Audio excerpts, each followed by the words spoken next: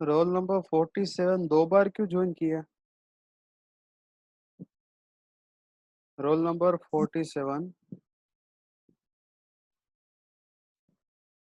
नहीं सर, एक ही बार है। दो बार दिखा रहा है। नहीं पता। 19 SS 02 IT 047। There are two numbers. चलो अभी एक निकल गया, बोला तो। एक ही है सर। दो थे वैसे, कोई बात नहीं।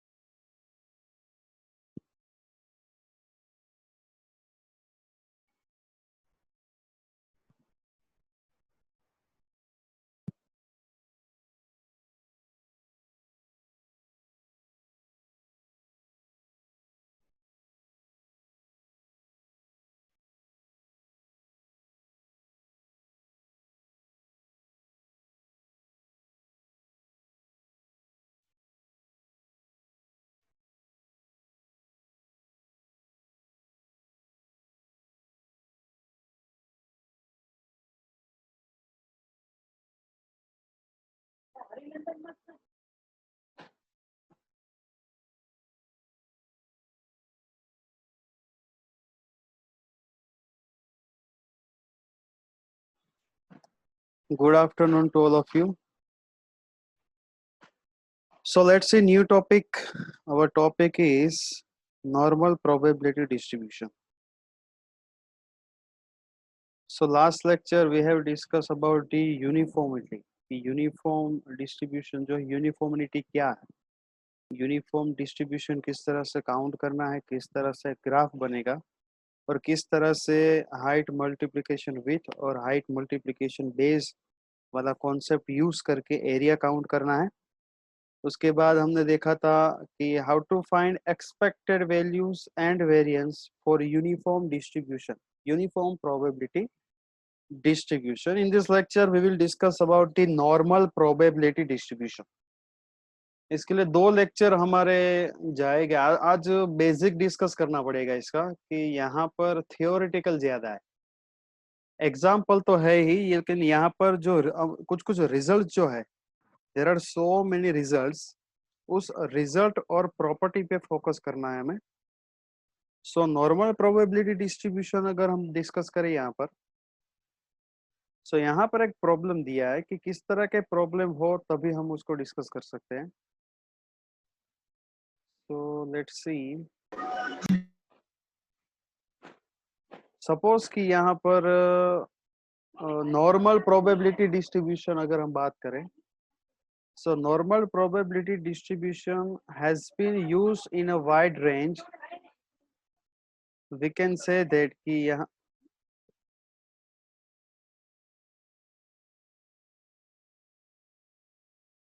the normal probability, the normal distribution has been used in a wide variety of a practical application in which the random variables are heights and weights of people. यहाँ पर height दिया, आप height यानी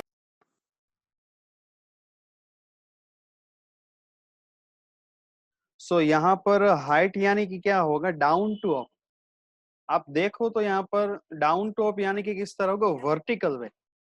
हाइट हो गया, wait हो गया, उसके बाद टेस्ट स्कोर हो गया, साइंटिफिक मेजरमेंट हो गया, अमाउंट ऑफ रेनफॉल हो गया। यहाँ पर इस तरह की जो डेली लाइफ की जो एक्टिविटी है उसके ऊपर हम डिस्कस करेंगे। और बहुत ही अच्छा टॉपिक है। नॉर्मल को थोड़ा सा डिफिकल्ट इसलिए है कि सबसे अलग है ये। बेसिकली इस तरह का जो प्रॉब्लम है वहां पर यूज होगा। 1 मिनट, एक्चुअली इंटरनेट थोड़ा यहाँ पर वेरी कर रहा है। I check.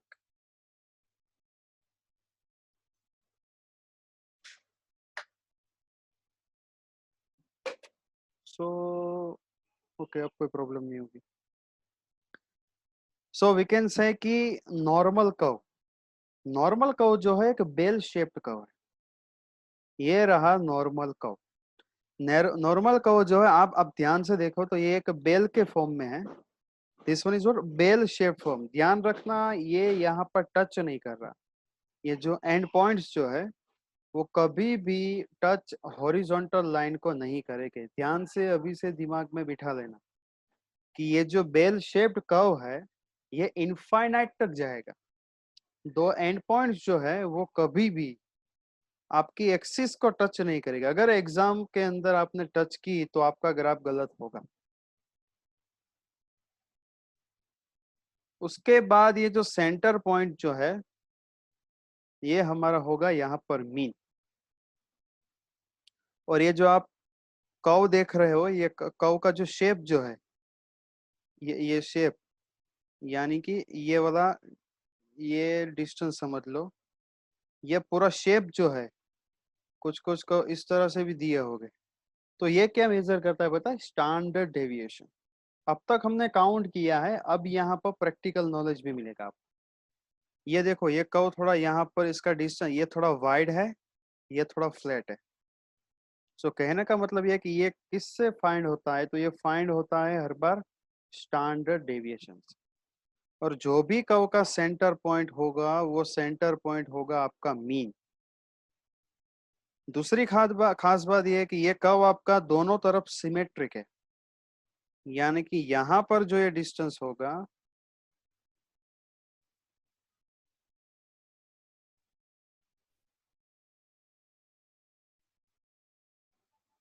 ये जो डिस्टेंस यहाँ पर होगा वही डिस्टेंस आपका यहाँ पर होगा। इसका बेनिफिट क्या हुआ, तो हमें ये तो पता है कि पूरे कर्व के अंदर की प्रोबेबिलिटी क्या होगी, प्रोबेबिलिटी होगी हमारी 1।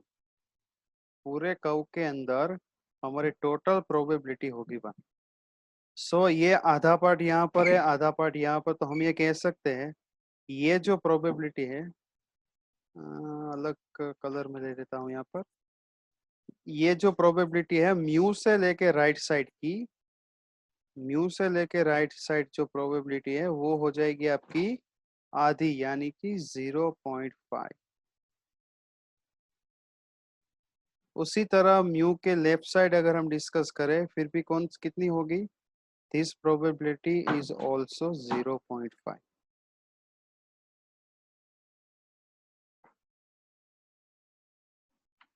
ये रहा हमारा नॉर्मल डिस्ट्रीब्यूशन, यानी कि यहाँ पर आपका बेल शेप्ड रीजन होगा। Your curve is symmetrical, centre point is mean, and जो वाइड है या फ्लैट है या जो भी है कर्व का शेप, वो डिफाइन होता है स्टैंडर्ड डेविएशन से, जो हमने सिग्मा स्क्वायर वेरिएंस का जो स्क्वायर रूट है उससे मिलेगा हमें स्टैंडर्ड डेविएशन। सो कुछ कुछ पॉइंट्स है, पॉइंट्स से पहले ये फॉर्मूला है। जब भी आप नॉर्मल प्रोबेबिलिटी, इसको बोलेंगे नॉर्मल प्रोबेबिलिटी डेंसिटी फंक्शन, और नॉर्मल प्रोबेबिलिटी फंक्शन भी बोल सकते हो। तो वो क्या होगा यहाँ पर, वो होगा यहाँ पर हमारा F of X is equal to 1 divide by sigma, तो आएगा ही क्योंकि कर्व के अंदर भी है, square root of 2 pi into E raise to X minus mu square. So पूरा का पूरा कर्व, अगर आपके पास वैल्यू x, तो ठीक है, x तो हम चेंज करते रहेंगे, कंटिन्यूस रैंडम वेरिएबल x हमने ले लिया। उसके बाद हमारे पास वैल्यू होनी चाहिए म्यू, जो हम कहीं से भी निकाल लेंगे सेंटर पॉइंट, और उसके बाद हमारे पास होना चाहिए सिग्मा। सो ये तीन वैल्यू है, तो आप पर्टिकुलर x के लिए यहाँ पर डेंसिटी फंक्शन को काउंट कर सकते हो। म्यू हो जाएगा मीन, सिग्मा हो जाएगा स्टैंडर्ड डेविएशन। आपको पाई और ई की वैल्यू सेम ही रखनी होगी। Pi is equal to 3.14159 and E is equal to 71828 और 71828, जो भी आप याद रखना चाहो। सो ये रहा आपका फंक्शन। इस फंक्शन में भी चेंज होगा, लेकिन आपको याद रखना है ये वाला फंक्शन है आपका normal probability distribution function. Main point यहाँ पर थियोरेटिकल नॉलेज होना चाहिए। आपके पास थियोरेटिकल नॉलेज होगा तो आप प्रैक्टिकली उसको आराम से सोल्व कर पाओगे। सो आज मैं सिर्फ और सिर्फ ये थियोरेटिकल नॉलेज ही मैं बताऊंगा आपको, क्योंकि आज अगर मैंने थियोरेटिकल नॉलेज के साथ प्रैक्टिकल बताएगा तो आपके पास सब कुछ जो है दिमाग में मिक्स हो जाएगा। सो थोड़ा थोड़ा पढ़ेंगे आज। आज आधा पढ़ेंगे, आधा normal probability distribution next lecture यानी कि मंडे को पढ़ेंगे। Now I lock the meeting. अब मैं मीटिंग लॉक कर रहा हूँ।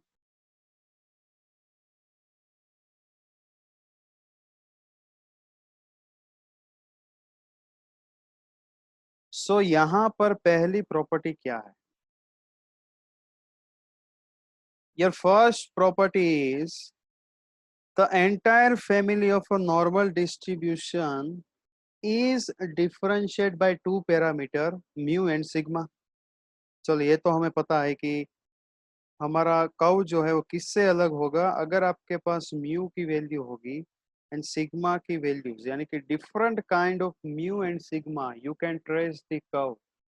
आपके पास म्यू जितना चेंज होगा, सिग्मा जितना चेंज होगा, उतना ही आप नॉर्मल डिस्ट्रीब्यूशन को डिफरेंशिएट कर पाओगे, यानी कि डिफरेंशिएट यानी कि अलग कर पाओगे। अगर म्यू 1 हुआ, 2 हुआ, 3 हो, तो उस तरह से आपका फंक्शन बनेगा। Point number 2, which is one of the important part in our lecture, is the highest point on the normal curve is mean। Highest point on the normal curve is at the mean, which is also known the median and mode of the distribution। यानी कि normal distribution के अंदर जो आपका mean होगा वही आपका median होगा, वही आपका मोड होगा। याद रखना, the highest point on the normal curve is at the mean, which is also the median and mode of the distribution। इसलिए मैंने यहाँ पर हाईलाइट किया है। The mean of the distribution can be any numerical value, negative, 0 or positive। Three normal distributions with the standard deviation। ये वाला point जो है मैं थोड़ा यहाँ पर डिस्कस कर लेता हूँ। इन तीनों के अंदर आप जिसको भी जो भी समझ आए वो मुझे बताओ, ये ग्राफ एक्चुअली कहना क्या चाहता है, मुझे बस इतना बताओ। आज थोड़ा क्वेश्चन आंसर होगा। इस ग्राफ जो है इसका मीनिंग क्या है? जिसको भी बोलना है वो अनम्यूट करके बोल सकता है।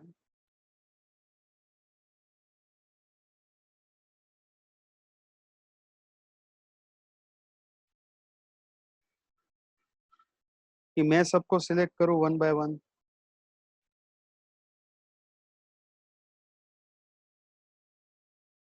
चलो मैं ही सिलेक्ट करता हूँ।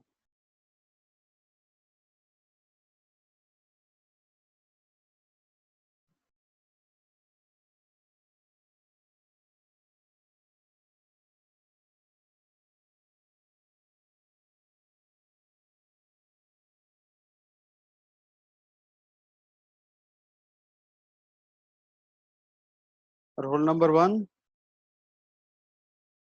Unmute your speaker. Yes sir.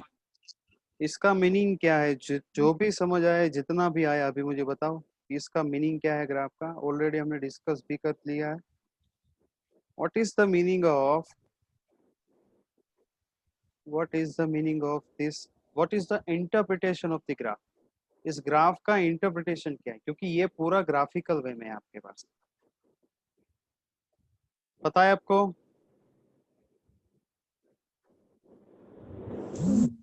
Values overlap होती सर। नहीं, वैल्यूज ओवरलैप नहीं होगी। ओवरलैप कहाँ से होगी? ये तो इंटरसेक्ट हो रहा है। आप देखो तो यहाँ पर इंटरसेक्ट हो रहा है, ये ओवरलैप कहाँ पर हो रहा है? ये अगर आप देखो तो भी इंटरसेक्ट हो रहा है, ऐसा मैथमेटिकली बोल सकते हैं, वैसे कुछ है नहीं ऐसा। Okay, mute your speaker. उसके बाद मुझे रोल नंबर 26, चल Dharmil, what is the interpretation of the given graph?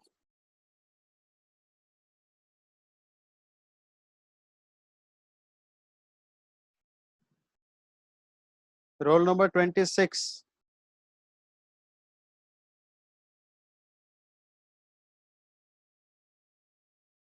चलो वो भी कहीं पे गया लगता है। उसके बाद शुभम।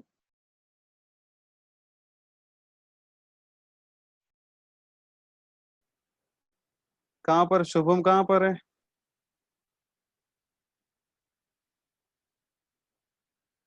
चलो रोल नंबर 14, बताओ इसका इंटरप्रिटेशन क्या है यहाँ पर?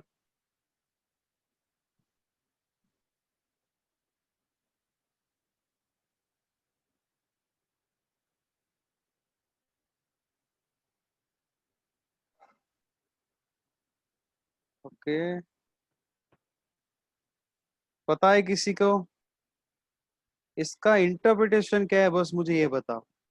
अगर कोई भी क्लास के अंदर ऐसा है जिसको पता है the interpretation of the graph, तो जल्दी से इसका इंटरप्रिटेशन बताओ। Sir sir sir yes. In normal distribution है और यस। पहला वाला की मीन मीडियन मोड -10, दूसरा वाला का मीन मीडियन मोड 0 और तीसरा वाला का मीन और मीडियन मोड 20 है। ओके, उसके बाद? सर इतना ही पता है। सही है, 75% क्लियर। इतना तो बोल ही सकते थे कोई भी कि तीनों का मीन अलग अलग है। देखो, तीनों का मीन अलग अलग है, लेकिन सिग्मा जो है आपका स्टैंडर्ड डेविएशन तीनों का सेम है। यहाँ पर देखो, तीनों की आप देखो, तीनों की अगर यहाँ पर लेंथ चेक करोगे फिर भी सेम ही आएगी। सो कहने का मतलब क्या है कि नॉर्मल डिस्ट्रीब्यूशन के अंदर आपका मीन अलग हो सकता है एंड सिग्मा सेम भी हो सकता है। बस मुझे ये सिर्फ भूलवाना था कि यहाँ पर आपका मीन अलग हो भी सकता है एंड सिग्मा सेम भी हो सकता है। समझ आया मेरी बात? सिग्मा क्या रिप्रेजेंट कर रहा है? सिग्मा ये ग्राफ का जो नेचर जो है वो रिप्रेजेंट कर रहा है यहाँ पर।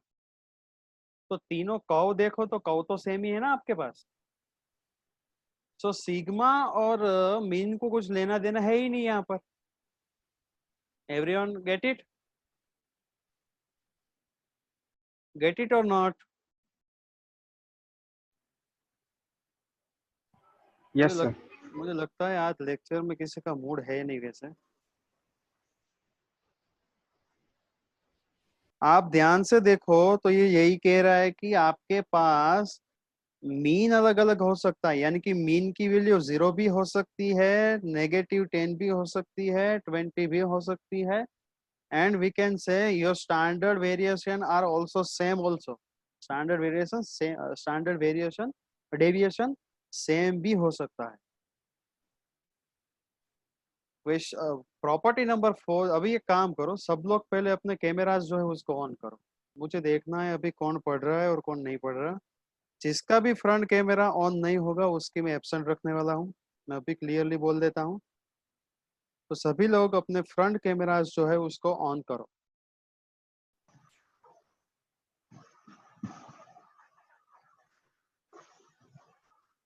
इसके बंद कर ही दे भाई।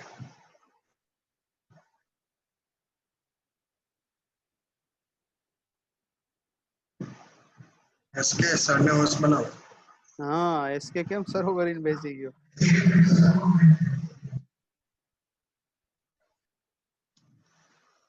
इसके भाई तारा लेक्चर લઈ લેજો, મને કે પ્રોબ્લેમ નથી। ઈ બનાવો તો ના પાડી દે।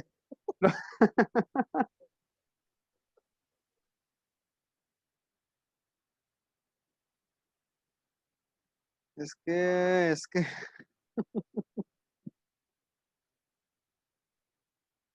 रोल नंबर 14, वॉइस का प्रॉब्लम है वहां पर। एम आई ऑडिबल और नॉट? एम आई ऑडिबल और नॉट?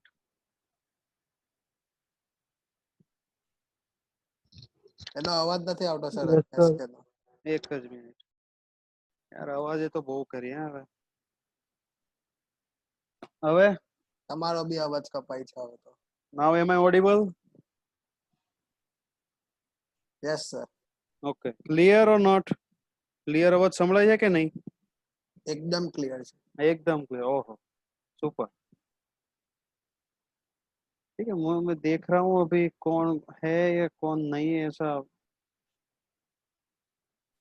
પાછો નથી આવતો સર। બોલ્યો જ નથી કંઈ પણ। बोलवा तो दो, बिना बोले आवाज कैसे आएगी? चलो, अभी प्रॉपर्टी नंबर 4 ये है कि आपका जो कर्व है वो सिमेट्रिक होगा। ठीक है, आपका कर्व जो है वो क्या होना चाहिए? Normal probability distribution is always symmetric, always remember. आपका कर्व जो है वो सिमेट्रिक होगा। एंड दूसरी बात, जो भी इमेज जो है इसको बोलते हैं मिरर इमेज। ये एक्चुअली સર વોઇસ કટ થાય છે। ઓ મેકેનિકલ વોઇસ આવે છે। Hello, now am I audible? Sir voice cut થાય છે। હજી કટ થાય છે? કટ થઈને આવે છે વોઇસ સર। એટલે આ નેટવર્ક તો બરોબર છે, હવે તો ન થવું જોઈએ। હવે ચેક કરો, એમ આઈ ઓડિબલ નાઉ? હવે બરાબર છે। હા સર હા હવે આવે છે। વોઇસ પાકું cut?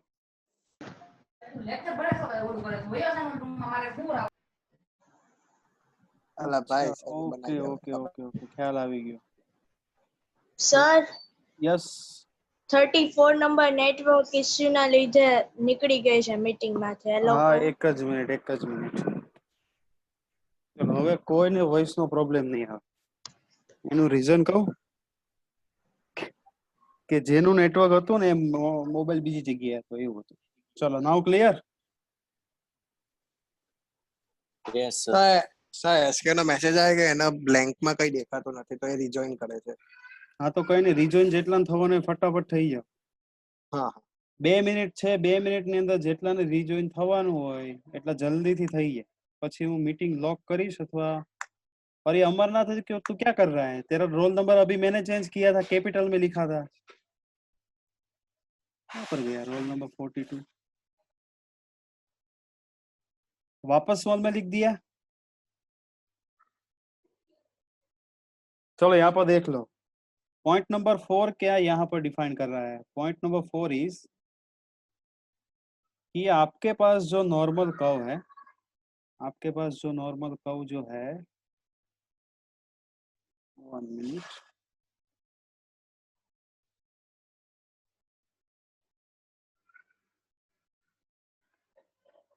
Point number 1 2 3 clear. Point number 4 is आपका कर्व सिमेट्रिक होना चाहिए, यानी कि नॉर्मल कर्व जो है वो सिमेट्रिक ही होता है। म्यू से अगर आप डिफरेंशिएट करो तो दोनों तरफ आपको सेम ही मिलेगा। ये बात ध्यान रखना कि दोनों तरफ आपको सेम ही मिलेगा। उसके बाद ये यहाँ पर पॉइंट दिया गया है कि सिमेट्रिक है, स्क्यूनेस नहीं है, मेजर यहाँ पर 0 है। Point number 5 is very important, MCQ में भी आपके लिए हो सकता है। पॉइंट नंबर 5 इज व्हाट, आपका जो कर्व जो है, अब यहाँ पर आप ध्यान से देख लो, सिर्फ यहाँ पर ध्यान से देखना है आपको कि जो यहाँ पर म्यू दिया है, आपके पास म्यू सेम है, ठीक है, दोनों कर्व का म्यू आपको दिया है यहाँ पर सेम, लेकिन दोनों का स्टैंडर्ड डेविएशन जो है वो क्या दिया है आपको, अलग अलग दिया है। इसका स्टैंडर्ड डेविएशन जो है वो भी अलग है, उसका स्टैंडर्ड डेविएशन जो है वो भी अलग है। सो कहने का मतलब कि अगर आपके पास सेम म्यू है तो आप दो कर्व जो है, दोनों कर्व को एक ही ग्राफ में ट्रेस कर सकते हो। अगर आपके पास सेम वैल्यू है म्यू की तो फिर भी आप अलग अलग स्टैंडर्ड डेविएशन लेके नॉर्मल कर्व को बना सकते हैं। ये सारी की सारी प्रॉपर्टीज एग्जाम के अंदर मैं पूछने वाला हूं, इसलिए मैं थोड़ा टाइम लगा रहा हूं यहाँ पर। पॉइंट नंबर 6 दिया है आपको कि probability for the normal random variable are given by areas under the normal curve. ये एक्चुअली एरिया ही तो मेजर कर रहा है आपका, और टोटल प्रोबेबिलिटी यहाँ पर आपकी होगी 1, यानी कि कर्व के अंदर, कर्व जो है ये अंदर का रीजियन जो है वो पूरा हर बार 1 होगा, हर बार आपका रीजियन जो है वो 1 होगा। राइट साइड आपका 0.5 होगा, लेफ्ट साइड आपका 0.5 होगा। पॉइंट नंबर 7, पॉइंट नंबर 7 के लिए ये ग्राफ देख लो कि यहाँ पर पॉइंट नंबर 7 यहाँ पर दिया है कि the percentage of values in some commonly used intervals are 68.3% of the values of the normal random variable are within plus or minus 1 standard deviation from its mean। हमने ये देखा है, ये कॉन्सेप्ट पहले भी पढ़ लिया है कि आपका जो डेटा है उसका 68.3% मीन से आप एक स्टैंडर्ड डेविएशन का डिस्टेंस लो। देखो यहाँ पर स्टैंडर्ड डेविएशन में ही आपका डिस्टेंस आएगा, ना कि किलोमीटर और मीटर में।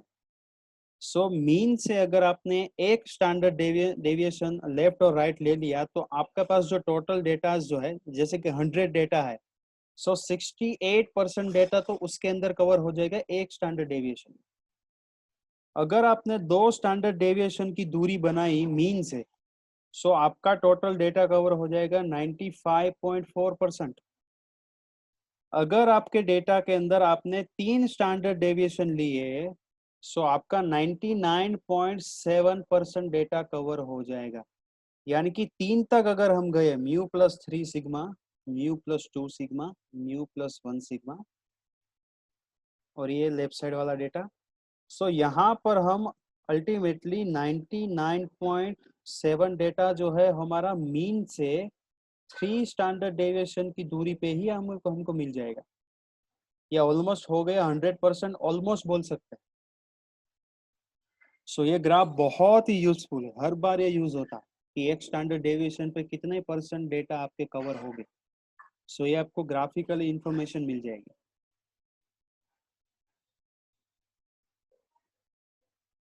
सो यही दिया है आपको थियोरेटिकली भी कि 95.4% के लिए आपको 2 स्टैंडर्ड डेविएशन लेना पड़ेगा मीन से, एंड 99.7% के लिए हमें 3 लेना पड़ेगा मीन से।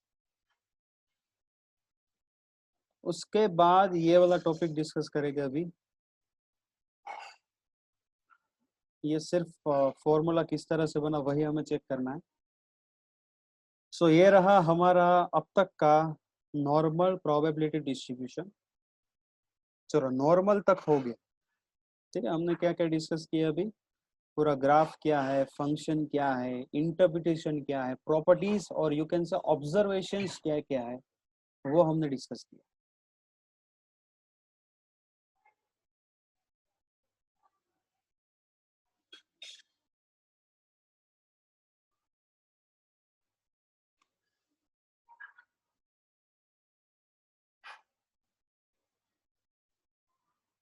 Standard normal probability distribution, word में यहाँ पर आपको दिया है स्टैंडर्ड। स्टैंडर्ड का मीनिंग क्या होगा कि कुछ अलग वैल्यूज होगी, ऐसा हमें पता है कि भाई स्टैंडर्ड का मीनिंग ये होगा कि थोड़ी सी वैल्यू अलग हो सकती है, एक फिक्स जैसे बोलते हैं ना। सो डेफिनेशन यहाँ पर यह कि a random variable that has a normal distribution with mean zero, focus करना यहाँ पर, आपके पास मीन जीरो ही होना चाहिए, and your standard deviation is 1, आपका स्टैंडर्ड डेविएशन होना चाहिए 1, मीन होना चाहिए 0, उसको बोलेंगे standard normal probability distribution. Again I repeat, normal probability distribution के अंदर मीन 0 होगा एंड सिग्मा 1 होगा, तो उसे बोला जाएगा standard normal probability distribution. The letter Z is commonly used to designate this particular normal random variable. अब यहाँ पर Z से डिनोट होगा, स्टैंडर्ड नॉर्मल वेरिएबल जो है वो डिनोट होता है Z से। It has the same general appearance as other normal distributions, but with the special properties of mu equal to 0 and sigma is equal to 1. सो ये रहा आपका स्टैंडर्ड नॉर्मल डिस्ट्रीब्यूशन, जिसके अंदर आपको दिया गया है ये वाला mean 0 and your sigma is fixed. अगर आपको मीन 0 दे और सिग्मा 2 दे तो क्या वो स्टैंडर्ड डेविएशन, तो ये स्टैंडर्ड नॉर्मल कब होगा आपका कि नहीं होगा? ये दे तो ये कब क्या आपका स्टैंडर्ड नॉर्मल होगा कि नहीं होगा? यस और no?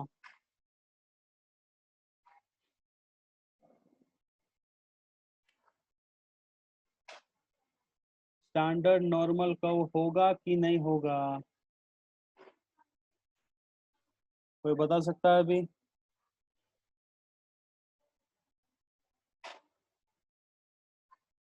If you have mu is equal to 0 and sigma equal to 2, so आपका curve normal standard normal distribution में आएगा कि नहीं आएगा?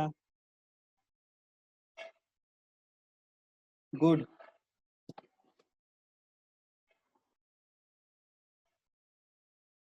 एक काम करो, लेक्चर ही बंद कर दो। आएगा कि नहीं आएगा? एकदम Yes, इजी। आएगा। कौन बोल रहा है आएगा ऐसा? आएगा कि नहीं आएगा मुझे ये सिर्फ बताओ।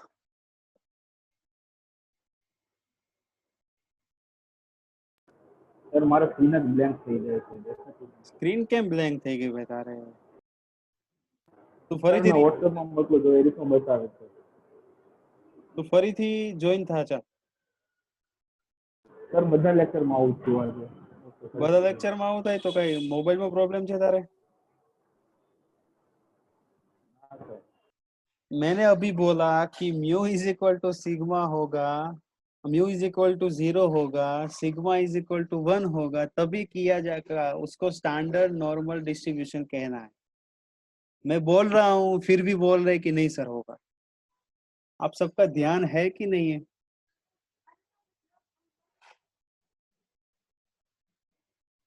चलो कोई बात नहीं, आज इतना ही रखो। मुझे लगता है सब नेट प्रॉब्लम है आज। सबके दिमाग जो है मेरे ख्याल से अभी बंद हो चुके हैं। नहीं सर आज इंटरनेट प्रॉब्लम था। इंटरनेट प्रॉब्लम था? तुम्हें इंटरनेट प्रॉब्लम था, बाकी के तो बिंदास बैठे हैं एकदम पिलो के अंदर सर रख के। हैं एकदम अच्छी तरह से बैठे हैं, काफी लोग सोए हुए, काफी लोग बाहर झूले पे बैठे हैं, काफी लोग सोच रहे हैं कि मैं क्या बोलूं, काफी लोग सोचने की एक्टिंग कर रहे हैं। एक्टर्स तो है बीएससी में, वो तो पक्की बात। Yes sir yes. આવી રીતે ટોપિક સમજમાં નથી આવતો, શું કરું? સમજમાં કેમ નથી? તમે કોઈ ફોકસ કરો તો ખ્યાલ આ બધી વસ્તુ લખવી પડે। સ્ટેટિસ્ટિક લખ્યા વગર નહીં આવડે તમને લોકોને, એટલે તમને લોકોને લખવા માટેનો ટાઈમ પણ આપું। ફોર્મ્યુલા લખીને ઈ પછી તે આ ગ્રાફ ઉપર ટ્રાય કરતા હતા, પણ સમજ જ નથી આવતું આવી રીતે। હવે આમાં તને કઈ વસ્તુ સમજ ન આવી? કેમ? આને નોર્મલ છે ને, નોર્મલ કહું છે ચાલ। अब मुझे बताओ इसमें क्या समझ नहीं आया, वापस बताओ। चलो मुझे आज नॉर्मल तो आधा क्लियर ही करके जाना। बताओ ये ग्राफ, बोलो इसमें क्या समझ नहीं आया मुझे बताओ। ગ્રાફ થી તે એના ફોર્મ્યુલા થી કેવી રીતે રિપ્રેઝન્ટ ગ્રાફ નો જે ફોર્મ્યુલા છે, હવે આ જે છે આ તારું जियोमेट्रिकल रिप्रेजेंटेशन છે। ये जो है आपका जियोमेट्रिकल रिप्रेजेंटेशन दिया है, ये आपका फंक्शन दिया है मैथमेटिकली कैलकुलेशन करके, और ये आपका दिया है एक्सपोनेंशियल फंक्शन। अब इसके लिए ये कहाँ से आया, इसके लिए मुझे आपको एक रिसर्च पेपर देना पड़ेगा जो थोड़ा टफ है समझने के लिए, लेकिन मैं इसको आपको बहुत इजी तरीके से बताऊं तो अगर आपके पास सिग्मा एंड अगर आपके पास म्यू आएगा तभी आप नॉर्मल प्रोबेबिलिटी डिस्ट्रीब्यूशन जो है उसको काउंट कर पाओगे। इन दोनों में रिलेशन है, ये एक मैथमेटिकल एक्सप्रेशन को थियरम से रिप्रेजेंट करके फॉर्मूला बनाया। ये जो पूरा जो फॉर्मूला जो है ये पूरा ई की पावर में, इसको बोल के एक्सपोनेंशियल, ये है आपका एक्सपोनेंशियल फंक्शन। उसको डिवाइड किया गया है उसके स्टैंडर्ड डेविएशन से स्क्वायर रूट ऑफ 2 पाई से। हालांकि आपका फॉर्मूला क्या है बताए, sigma into square root of 2 pi. ये थोड़ा ये अगर मैं समझाऊंगा तो आप लोग सो जाओगे। और ये रहा probability function is equal to, ये राइट साइड वाला जो दिया है वो एक्सपोनेंशियल फंक्शन, इसकी वैल्यू एक्सपोनेंशियल फंक्शन से सेम आई और इन दोनों को दोनों साइड से डिवाइड कर दिया, तभी बनेगा आपका नॉर्मल प्रोबेबिलिटी डेंसिटी फंक्शन। ठीक है, मैं आपको इंटरप्रिटेशन इसलिए नहीं वो फॉर्मूला वाला बता रहा है कि अगर वो समझोगे तो और टफ हो जाएगा। आपको क्या याद रखना है, आपको याद रखना है कि ये ग्राफ का नेचर जो है वो म्यू एंड सिग्मा को ही याद है, पहले पता है मीन क्या है और स्टैंडर्ड डेविएशन क्या है। वो अगर मीन और स्टैंडर्ड डेविएशन ही पता नहीं होगा तो आप लोग ये पूरा का पूरा स्टैटिस्टिक यूनिट जो है वो ही नहीं कर पाओगे। मैंने बार बार आपको बोला है कि ट्यूटोरियल सॉल्व करते टाइम भी कि mean, standard deviation, mode, median, सभी चीज को आपको फोकस करना है। ये एक टॉपिक जो है वो सारे के सारे यूनिट, मॉड्यूल सब में रिपीट होगा। अगर आपको मीन ही नहीं पता, स्टैंडर्ड डेविएशन ही नहीं पता, तो मैं आपको नहीं समझा पाऊंगा कि ये क्या है। ये सिर्फ आपको ऑब्जर्वेशन दी है कि ये जो थियरम जो है वो मैथमेटिशियन जो है वो सब लोग पहले क्या करते हैं, काउंट करते हैं, काउंट करने के बाद रिजल्ट बनाते हैं, वो रिजल्ट आपको दिए। आपको ये पता होना चाहिए कि अभी मैं जैसे एग्जाम में मैं एक एग्जांपल दूं कि ये पॉसिबल है कि अलग अलग मीन के लिए सेम स्टैंडर्ड डेविएशन होगा, तो सॉल्यूशन यस आएगा कि नो? चलो मुझे कोई बता। मैंने एग्जांपल दिया कि अगर आपके पास म्यू अलग अलग है and standard deviation sigma same है तो क्या ये वैलिड रीजन है कि इनवैलिड है? मुझे बता, कोई बता सकता है मुझे? अभी भी ब्लैंक हो। सर हो सकता है ना? हो सकता है, बिल्कुल हो सकता है, 100% हो सकता है आपके लिए। न्यू की वैल्यू अलग अलग हो तो सिग्मा से कुछ लेना देना ही नहीं है हमें। ये मैं कब से सेम यहाँ पर डिस्कस कर रहा हूँ, अलग अलग मेथड यूज करके। और मैंने यहाँ पर क्या बोला आपको कि अगर आपके पास म्यू 0 होगा, आपका मीन 0, मीन 0 कब होगा? जैसे कि मेरे पास है 3 -3। रुको अब इसका भी एग्जांपल बताता हूँ।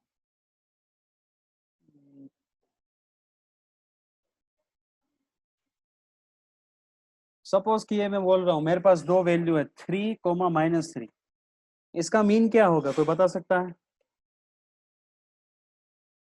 इसका मीन क्या होगा?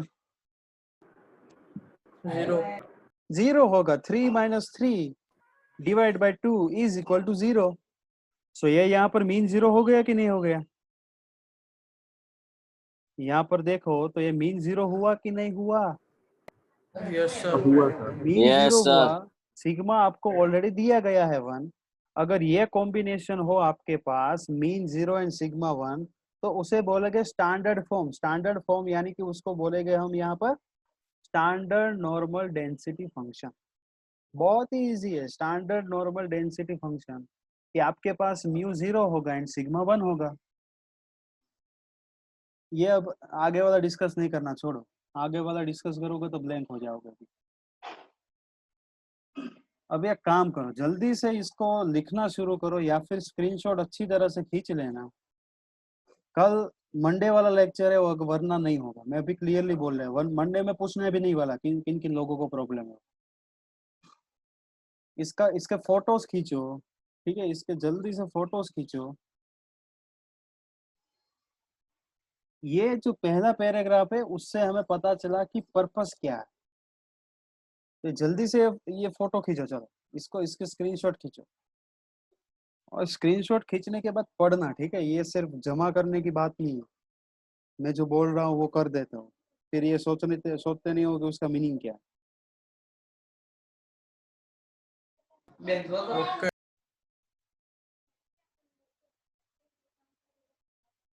इसके इसके तो इसके तो काम करो, जूम एप्लीकेशन जो है उसको अनइंस्टॉल करके वापस इंस्टॉल कर देना लेक्चर्स के बाद, ठीक है। अनइंस्टॉल कर देना, उसके बाद इंस्टॉल करना, और उसके बाद चेक करो कि ब्लैंक स्क्रीन आ रही है कि कौन सी स्क्रीन आ रही है।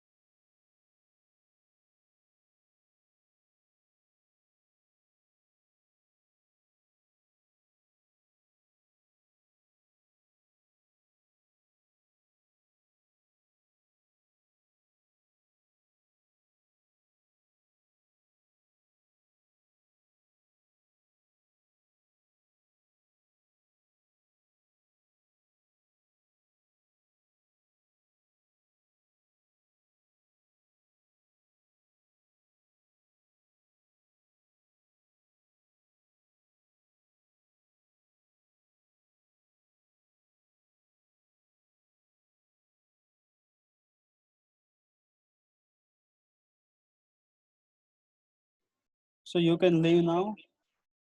I have taken the attendance already.